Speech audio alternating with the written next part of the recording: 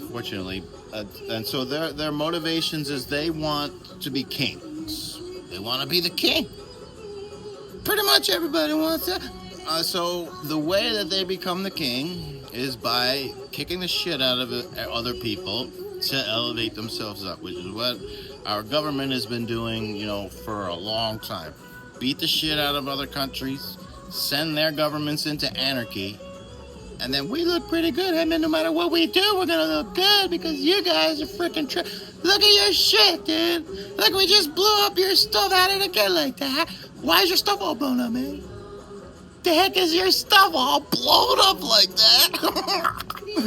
That's our philosophy. That's the Roman philosophy. That's what Rome does. They do it on a national basis. They do it on an individual basis. Like, they will beat the shit out of somebody like me, like they tried to do, and just wreck your life, and then try to elevate others. You know what I mean? And so creating two different classes, that's the whole reason why all these wealthy people are insisting on getting more wealth. Why didn't Elon Musk retire after he sold PayPal, like in 2002 or whatever it was? Hundreds of millions. Nobody needs more than hundreds of millions, man.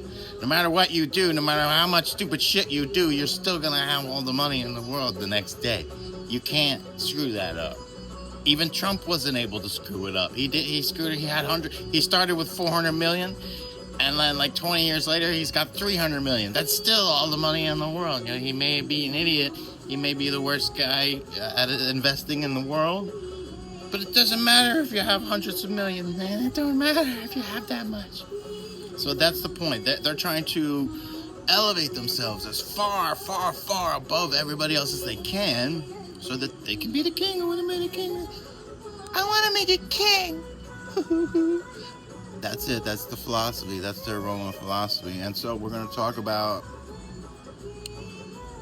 infiltrating the governments.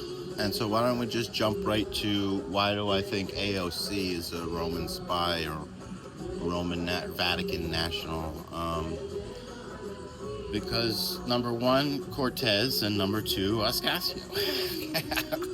Okay, so let's just go into my personal experience with Melissa Cortez. I thought she was the cutest. Let's try to keep this as short as we possibly can. So I talked to her, hung out with her. We went to Friendly's once, and then we went to the, and there was a spider in the car, and she flipped out, and then I went to her house, a couple times watching TV.